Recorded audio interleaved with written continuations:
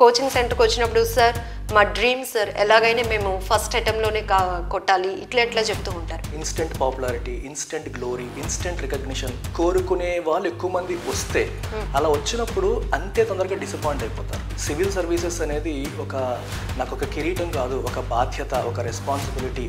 దీని ద్వారా సో వాళ్ళు ఏదైతే మోటివేషన్తో వస్తారో ఆ మోటివేషన్ సస్టైన్ అవుతుంది, ప్రిపరేషన్ కూడా ప్రాపర్గా కంటిన్యూ అవుతుంది. నిజానికి సివిల్ సర్వీసెస్ అనేది ఇది ఒక జాబ్ లాగా కాకుండా ఒక సర్వీస్ లాగా ఎలా ముందు ఫస్ట్ వాళ్ళలో ఆ బిల్డ్ అయితేనే కదా. I take it as my responsibility. అంటే ఎన్ని మార్కులు వస్తున్నాయి అనేది ఇంపార్టెంటే కాదని చెప్పను, దానికంటే కూడా ఆ స్పిరిట్ ఆఫ్ దట్ సబ్జెక్ట్. అంటే జనరల్గా నేమ్స్తో ఐఏఎస్ కోచింగ్ సెంటర్స్ అని వింటాము, బట్ వాట్ అబౌట్ ఎల్టీఎక్స్ అంటే ఇది చాలా మంది అడుగుతూ ఉంటారండి. సో ఇది ఎల్టీఎక్స్లో ఒక వర్డ్ మిస్ అయ్యారు, ఇన్ఫినిటీ. ఇంటర్మీడియట్లో ఒక చిన్న ఫార్ములా ఉంటుంది, సో దాని నుంచి ఇన్స్పైర్ అయ్యి తీసుకొచ్చిన నేమ్ ఇది. ఇందులో infinity stands for life time validity. అంటే మన ఇన్స్టిట్యూట్లో ఎవరికైనా క్లాసెస్ ఇస్తే వాళ్ళకి జాబ్ వచ్చేంత వరకు ఇస్తాం. సో ఇది 1 year, 3 months, 6 months అని వ్యాలిడిటీకి లిమిటేషన్ పెట్టాం. నమస్తే, వెల్కమ్ టు ఐ డ్రీమ్. నేను లక్ష్మి.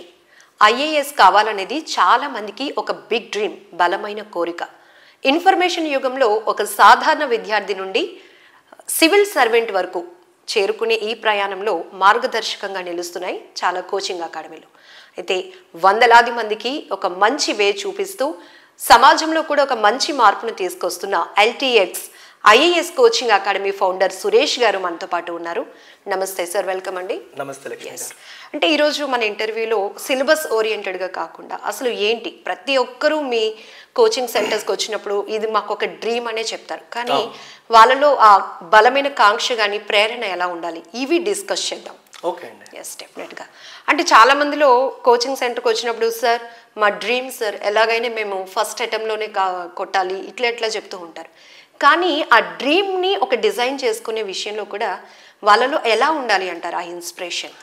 అంటే ఒక విషయం గట్టిగా చెప్పాలండి, ఈ రోజుల్లో ఏమవుతుందంటే ఇన్స్టెంట్ యుగం ఇది. మీరు అందరూ చూస్తున్నారు, ఇన్ఫర్మేషన్ యుగం. ఇన్స్టెంట్ మ్యాగీకి ఎంత పాపులారిటీ ఉందో మనందరికీ తెలుసు, మంచి ఫుడ్ కన్నా కూడా. సో స్టూడెంట్స్లో కూడా తెలియకుండానే ఏమవుతుందంటే instant popularity, instant glory, instant recognition కోరుకునే వాళ్ళు ఎక్కువ మంది వస్తే, యాక్చువల్గా అలాంటి వాళ్ళు ఎక్కువ మంది వస్తున్నారు. అలా వచ్చినప్పుడు అంతే తొందరగా డిసప్పాయింట్ అయిపోతారు. సో అట్లాంటి వాళ్ళు అది వెంటనే సస్టైన్ అవ్వదు. ఆ డ్రీమ్ ఏదైతే ఏ మోటివేషన్తో వస్తున్నారో ఆ డ్రీమ్ సస్టైన్ అవ్వడం చాలా కష్టం. అలా కాకుండా ఎవరైతే ఇన్నర్ హ్యాపీనెస్ కోసం, అంటే సివిల్ సర్వీసెస్ అనేది నాకు ఒక కిరీటం కాదు, ఒక బాధ్యత, ఒక రెస్పాన్సిబిలిటీ. దీని ద్వారా సమాజానికి సేవ చేయడానికి నాకు ఒక అవకాశం లభిస్తుంది అనుకుని ఎవరైతే వస్తున్నారో, దాని ద్వారా ఒక ఇన్నర్ హ్యాపీనెస్ని పొందాలని ఎవరైతే ఉంటారో అట్లాంటి వారికి డ్రీమ్ అనేది ఎవరు బయట నుంచి మోటివేట్ చేయాల్సిన అవసరం లేదు. సో వాళ్ళు ఏదైతే మోటివేషన్తో వస్తారో ఆ మోటివేషన్ సస్టైన్ అవుతుంది, ప్రిపరేషన్ కూడా ప్రాపర్గా కంటిన్యూ అవుతుంది. It's very valid word. యాక్చువల్గా ఇది ఒక బాధ్యతగా తీసుకోవాలి. అంటే మేమేదో సాధించాము అని చెప్పుకోకుండా, నిజానికి సివిల్ సర్వీసెస్ అనేది ఇది ఒక జాబ్ లాగా కాకుండా ఒక సర్వీస్ లాగా ఎలా ముందు ఫస్ట్ వాళ్ళలో ఆ బిల్డ్ అయితేనే కదా వాళ్ళు ఎలా కోచింగ్ తీసుకోవాలి, వాళ్ళు ఎలా మౌల్డ్ చేసుకోవాలి అని తెలుసుకునేది. ఏం చెప్తారు స్టూడెంట్స్కి? సో ఇప్పుడు మనమనే కాదండి, 2014-13 ప్రాంతం నుంచి ఈవెన్ యూపీఎస్సీ కూడా ఈ విషయం రికగ్నైజ్ చేసి ఎథిక్స్ అని ఒక సబ్జెక్ట్ యాడ్ చేసింది. అంతకు ముందు ఉండేది కాదు. సో సివిల్ సర్వెంట్ అవ్వాలనుకునే వాళ్ళకి కూడా ఓరియంటేషన్, సబ్జెక్ట్ ఓరియంటేషనే కాదు, సమాజం పైన ఒక స్పృహ ఉండాలి, ఒక బాధ్యత ఉండాలి. వస్తున్న ప్రజలని నా దగ్గరికి వస్తున్న సర్వీస్ కోసం వస్తున్నారని కాకుండా వాళ్ళు మన కస్టమర్ ఓరియంటేషన్ అంటాం చూడండి బిజినెస్ లో. సో పీపుల్ ని కూడా మన కస్టమర్స్ లాగా, గాంధీ గారు చెప్పినట్టు కస్టమర్ ఈజ్ గాడ్ అన్నట్టుగా ఎగ్జాక్ట్లీ. సో ప్రజలని కూడా మనం కస్టమర్స్ లాగే ట్రీట్ చేయాలి, వాళ్ళ సర్వీస్ ఇవ్వడానికి మనం ఒక సర్వెంట్ లాగా పనిచేయాలి అనేది ప్రధాన ఉద్దేశం. సో ఈ ఉద్దేశాలన్నీ కూడా ఒక సబ్జెక్ట్ రూపంలో కూడా పెట్టడం జరిగింది. సో ఎథిక్స్, ఇంటిగ్రిటీ, ఆప్టిట్యూడ్ అని చెప్పేసి దానికి చాలా ఎక్కువ వెయిటేజ్ కూడా ఇచ్చారు. సో ఇన్ఫాక్ట్ మా ఇన్స్టిట్యూట్ లో ఎథిక్స్ క్లాసెస్ నేనే టీచ్ చేస్తాను. సో అంటే అది I take it as my responsibility. అంటే ఎన్ని మార్కులు వస్తున్నాయి అనేది ఇంపార్టెంటే కాదని చెప్పను, దానికంటే కూడా ఆ స్ఫూర్తి spirit of that subject spirit అనేది వాళ్ళకి వెళ్ళాలని చెప్పి మేము బెస్ట్ ప్రయత్నం చేస్తూ ఉంటాం. చాలా రియల్ లైఫ్ ఎగ్జాంపుల్స్ ఇస్తూ, సో సక్సెస్ స్టోరీస్ అంటే ఎంత ఎక్కువ పాపులర్ అయ్యారని కాదు, ఎక్కువ సర్వీస్ చేసిన వాళ్ళు, అట్లాంటి వాళ్ళ గురించి రియల్ లైఫ్ ఎగ్జాంపుల్స్ ఇస్తూ స్టూడెంట్స్ని మేము మోటివేట్ చేస్తూ ఉంటాం. సురేష్ గారు, చాలా మంది స్టూడెంట్స్ కోచింగ్ సెంటర్స్కి వస్తారు, బట్ డిఫరెంట్ మెంటాలిటీస్ ఉంటాయి. మీరు చెప్పినట్టు ఒక్కొక్కరు ఒక్కొక్క వాళ్ళ ప్రాసెస్లో థింక్ ప్రాసెస్ డిఫరెంట్గా ఉంటుంది. మిమ్మల్ని చూసి ఫస్ట్ ఇన్స్పైర్ అవ్వడానికి అసలు ఏంటి, what about you? Okay, so నా గురించి కూడా చెప్తాను. సో నేను వచ్చింది ఒక పల్లెటూరు నేపథ్యం నుంచానండి. శ్రీకాకుళం జిల్లా నుంచి ఒక కంబకాయ అనే గ్రామం నుంచి వచ్చాను నేను. సో నేను సివిల్ సర్వీసెస్ రాయలేదండి, చాలామందికి ఈ విషయం తెలియదు. So civil services academy run చేస్తానంటే సార్ రాసుంటారు అనుకుంటారు, నేను ఈ నేపథ్యం నుంచి రాలేదు. So I was completely into corporate. So నేను ఇంజనీరింగ్ చదివిన తర్వాత 2 years ఐటీలో జాబ్ చేసి, తర్వాత క్యాట్ 99% క్రాక్ చేసి, ఢిల్లీలో టాప్ బీ స్కూల్ MBA చేసి, మళ్ళీ 10 years నేను వర్క్ చేశాను. అయితే వర్క్ చేశాక నాకు రియలైజ్ అయ్యాను, సో చాలా ఎక్కువ శాలరీ ఉండేది నాకు. అయితే ఎంత శాలరీ ఉన్నా ఇన్నర్ హ్యాపీనెస్ లేదు. ఎప్పుడైతే ఇన్నర్ హ్యాపీనెస్ లేదో, దట్స్ వన్ ఐ రియలైజ్డ్ నేను ఒక రాంగ్ పాత్లో వెళ్తున్నాను అని చెప్పి ఐ టుక్ సమ్ బ్రేక్. ఆలోచించాను, ఏం చేస్తే నేను హ్యాపీగా ఉంటానని ఆలోచించుకున్న తర్వాత నేను అరౌండ్ 30-31 years ఆఫ్ ఏజ్లో, so I took A decision to quit my corporate career. So అప్పటికే నాకు చాలా ఎక్కువ శాలరీ ఉండేది. సో అదంతా వదిలేసి నచ్చిన పాత్లోకి రావాలని చెప్పేసి నేను బ్రేక్ తీసుకొని వచ్చాను. సో నేను చేసే పని సొసైటీ పైన ఇంపాక్ట్ఫుల్గా ఉండాలి, సమాజానికి ఏదో రకంగా పాజిటివ్గా ఉండాలని భావించి, సో నా లుక్రేటివ్ కార్పొరేట్ కెరియర్ నేను విడిచిపెట్టేసి నాకు ఇష్టమైన టీచింగ్ ప్రొఫెషన్లోకి వచ్చాను. సో టీచింగ్ కూడా నేను ఎక్కడో పని చేయకుండా ఓన్గానే స్టార్ట్ చేశాను, మళ్ళీ జీరోతో స్టార్ట్ చేసి, సో ఈరోజు వేల కొద్ది స్టూడెంట్స్కి కోచింగ్ ఇచ్చే స్థాయికి మనం వచ్చాం. అయితే హ్యావింగ్ సెడ్ దట్, ఈ ప్రాసెస్లో కూడా నేను ఎక్కడ కూడా కమర్షియల్ వాల్యూస్తో వెళ్ళిపోయి ఇన్స్టిట్యూట్గా రన్ చేయలేదు. So I always combine commercial aspects along with social responsibility. అంటే పూర్తి కమర్షియల్ వాల్యూస్తో వెళ్తే మళ్ళీ నా కార్పొరేట్ కెరీర్కి దీనికి ఏ డిఫరెన్స్ ఉండదు. సో కమర్షియల్ ఆస్పెక్ట్స్కి అంటే సంస్థ సర్వైవ్ అవ్వాలి కాబట్టి మనకి ఫండ్స్ రావాలి, రెవెన్యూ అనేది రావాలి, సరిపోతుంది. సో మినిమల్ ప్రాఫిట్తో వీలైనంత మంది స్టూడెంట్స్కి బెస్ట్ క్వాలిటీ అతి తక్కువ ప్రైస్కి లైఫ్ టైం వ్యాలిడిటీకి, జీవితాంతం అంటే వాళ్ళకి జాబ్ వచ్చేంత వరకు 3 years కావచ్చు, 5 years కావచ్చు, వచ్చేంత వరకు ఇవ్వాలి అనే ఉద్దేశంతో మనం ఈ సంస్థను రన్ చేస్తూ ఉన్నామండి. సో క్లాసెస్ కూడా మంచి క్వాలిటీతో, మంచి ఫ్యాకల్టీతో వాళ్ళకి జాబ్ వచ్చేంత వరకు మనం అందిస్తున్నాం. ఎస్, బ్యూటిఫుల్ అండి. ఎందుకంటే ఒక విలేజ్ బ్యాక్గ్రౌండ్ నుంచి వచ్చినప్పుడు చాలా డిసిప్లిన్ ఉంటుంది, ఆ లక్ష్యంలో కూడా బలమైన ప్రేరణ ఉంటుంది, అలాగే బలమైన కోరిక కూడా ఉంటుంది. సో మనం ఎందుకు చేయకూడదు అనేది 100% ఎష్యూరెన్స్తో మనం వెళ్తున్నప్పుడు ఖచ్చితంగా స్టూడెంట్స్లో అక్కడ ఇంట్రెస్ట్ కూడా చాలా పెరుగుతూ ఉంటుంది. సార్ మీరు చెప్పండి, జనరల్గా సివిల్ సర్వీసెస్ అనేటప్పటికీ స్టూడెంట్స్ కమిట్మెంట్తో కాకుండా కంపారిజన్తో ప్రిపేర్ అవుతూ ఉంటారు. అలాంటి మైండ్ సెట్స్ ఇటే మీరు క్యాచ్ చేసేస్తారు. ఫస్ట్ వాళ్ళకి వాళ్ళ మైండ్ సెట్లో ఎలాంటి చేంజ్ తీసుకొస్తారు, వాళ్ళకి ఎలాంటి గైడెన్స్ ఇస్తారు? అంటే to an extent comparison is not that bad అండి, కొంచెం ఉండాలి. పూర్తిగా కంపారిజన్ లేకపోవడం వల్ల కూడా స్పిరిట్ అనేది చచ్చిపోతుంది. So little bit of comparison is always good, competitive spirit build అవ్వడానికి. కాకపోతే అది ఈర్ష్య, అసూయ, ద్వేషం ఇట్లాంటి వాటికి వెళ్లకుండా, సో మనం పోటీ తత్వంతో వెళ్ళడం అనేది ఎప్పుడూ మంచిదే. బట్ లిమిట్ క్రాస్ చేసి ఎవరినో చూసి మనం బాధపడిపోకుండా ఉండాలి. సో ఎప్పటికప్పుడు మేము మోటివేషన్ సెషన్స్ రన్ చేస్తూ ఉంటాం. సో డిసప్పాయింట్ అయ్యే వాళ్ళు, డిమోటివేట్ అయ్యే వాళ్ళకి సో దారి చూపిస్తూ ఉంటాం. ఎస్ అండి. అంటే జనరల్గా నేమ్స్తో IAS కోచింగ్ సెంటర్స్ అని వింటాము, బట్ వాట్ అబౌట్ LTX అంటే? ఇది చాలా మంది అడుగుతూ ఉంటారండి. సో ఇది LTXలో ఒక వర్డ్ మిస్ అయ్యారు, ఇన్ఫినిటీ. సో మనకి మ్యాథమెటిక్స్లో limit x tends to infinity అని చెప్పి ఇంటర్మీడియట్లో ఒక చిన్న ఫార్ములాలో ఉంటుంది. సో దాని నుంచి ఇన్స్పైర్ అయ్యి తీసుకొచ్చిన నేమ్ ఇది. ఇందులో infinity stands for life time validity. అంటే మన ఇన్స్టిట్యూట్లో ఎవరికైనా క్లాసెస్ ఇస్తే వాళ్ళకి జాబ్ వచ్చేంత వరకు ఇస్తాం. సో ఇది 1 year, 3 months, 6 months అని వ్యాలిడిటీకి లిమిటేషన్ పెట్టాం. సో ఇన్ఫినిటీ ఆ రకంగా ఇన్స్పైర్ అయ్యింది.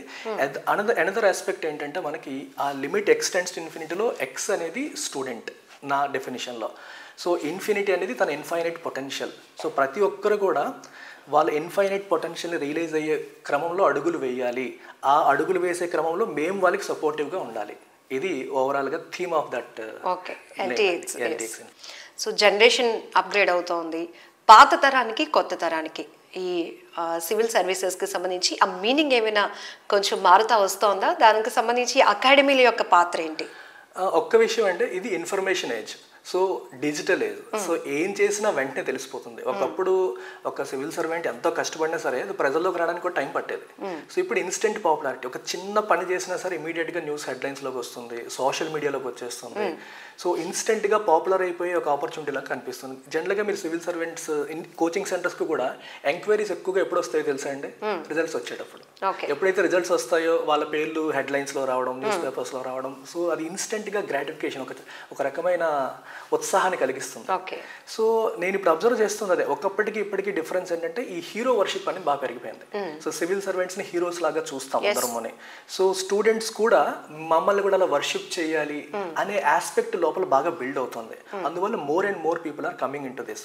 బట్ నేను కొంచెం బాధపడుతున్నాను. అంటే సివిల్ సర్వెంట్ అనేది ఒక హీరో వర్షిప్ మోడ్లో కాకుండా అది ఒక సర్వీస్ ఓరియంటేషన్లోనే రావాలి. కొంచెం ఆ ఓరియంటేషన్ అనేది కొంచెం ఎక్కడో తగ్గుతుందనే ఫీలింగ్ అయితే నాకు వస్తుందండి. సో అది డిఫరెన్స్. ఒకప్పుడు ఈ హీరో వర్షిప్ లేదు, తెలియదు. అంటే వీళ్ళు చేసినా సరే వెంటనే తెలిసేది కాదు. సో ఎవరైనా వెళ్ళారంటే సమాజానికి ఏదైనా చెయ్యాలన్న తపంతో వచ్చే వాళ్ళ సంఖ్య ఎక్కువ ఉండేది. ఈసారి కొంచెం ఈ హీరో వర్షిప్ అనేది పెరగడం వల్ల వీటికి అట్రాక్ట్ అయ్యి వచ్చే వాళ్ళ సంఖ్య కూడా పెరగడానికి మనం చూస్తున్నాం. ఇది డిఫరెన్స్. సబ్జెక్ట్ నాలెడ్జ్ లా కాకుండా థింక్ ప్రాసెస్ ఎట్లా ఉండాలి అంటారు స్టూడెంట్స్ లో కూడా? స్టూడెంట్ థాట్ ప్రాసెస్ కూడా అంతేనండి. ఇప్పుడు మన కళ్ళ చుట్టూ ఎన్నో ప్రాబ్లమ్స్ కనిపిస్తూ ఉంటాయి. సో మనం చూస్తున్న ఈ ప్రాబ్లమ్స్కి ఒక సివిల్ సర్వెంట్గా నేనైతే ఎలా పరిష్కారం ఇవ్వాలి అనే దిశగా స్టూడెంట్స్ ఆలోచించాలి.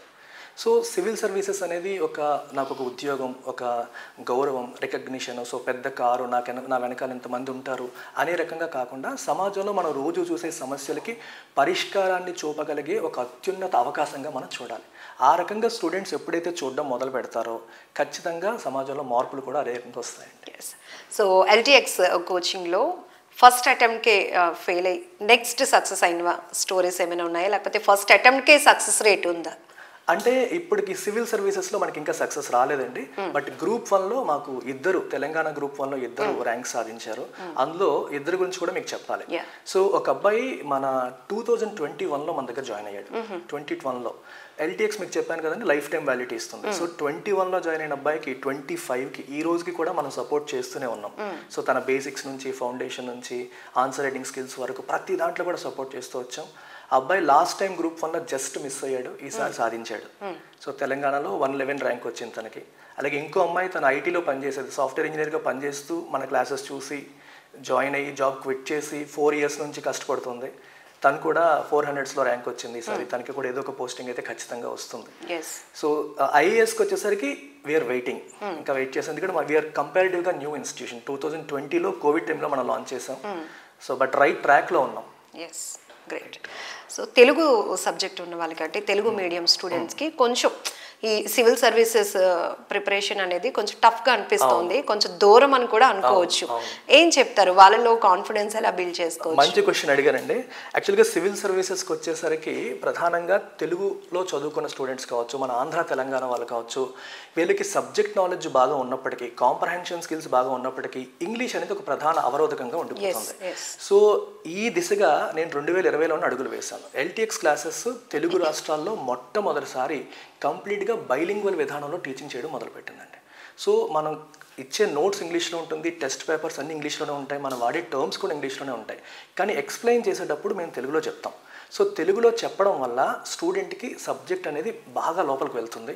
అది మేము చూస్తున్నాం. ఇప్పుడు ఇందాక చెప్పిన ఇద్దరు ర్యాంకర్స్ కూడా వాళ్ళు ఇంగ్లీష్ మీడియం స్టూడెంట్సే, కానీ మన బైలింగ్వల్ క్లాసెస్ వల్ల వాళ్ళ సబ్జెక్ట్ నాలెడ్జ్ ఇంకా బాగా వెళ్ళింది.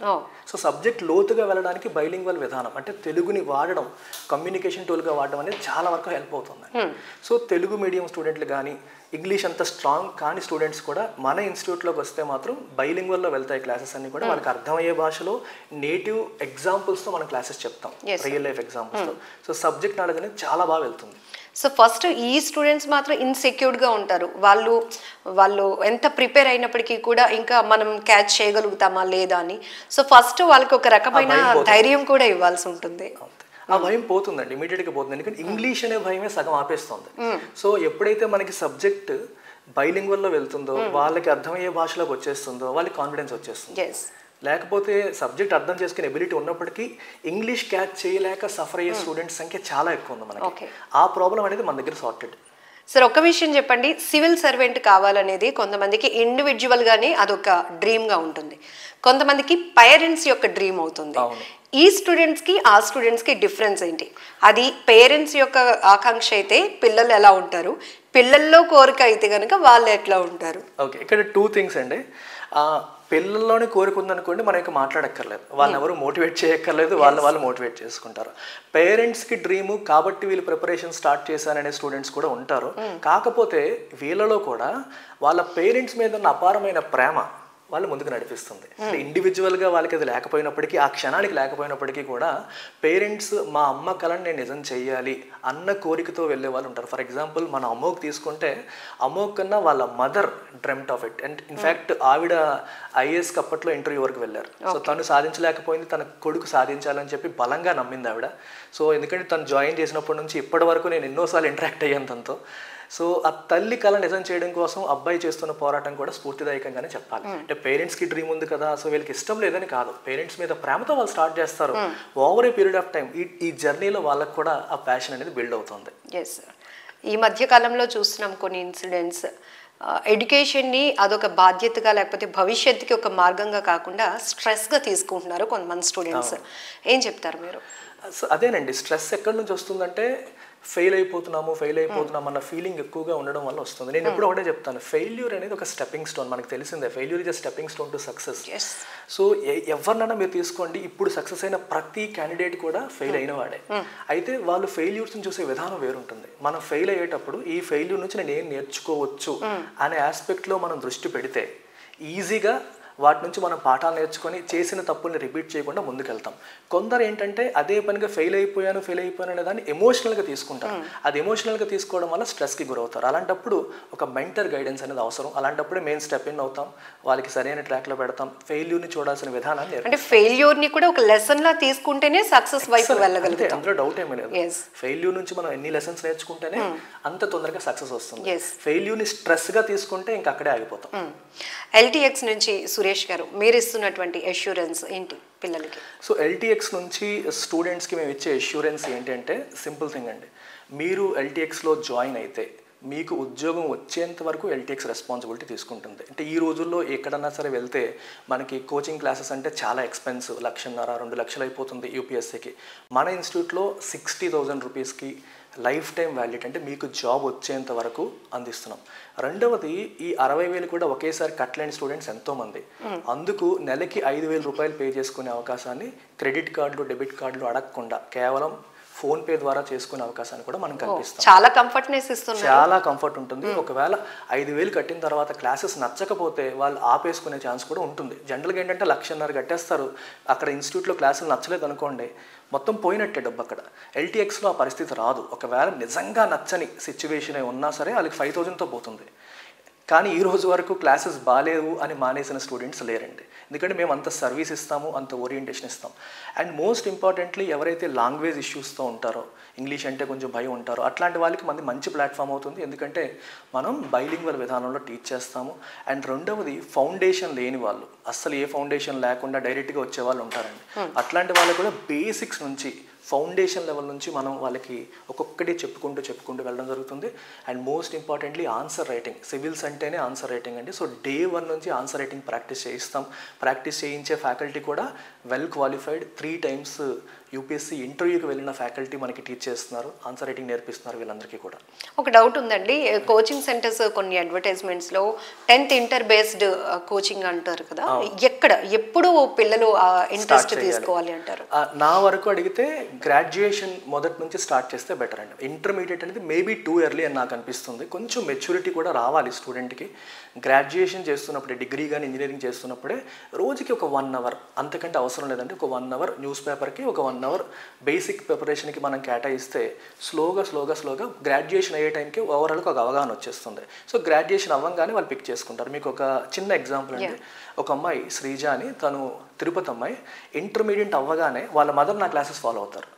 సో వాళ్ళ అమ్మాయిని ఇంటర్ అవ్వగానే జాయిన్ చేసేసారు మన దగ్గర. అంటే తను డిగ్రీ అక్కడే తిరుపతిలోనే చదువుతుంటుంది.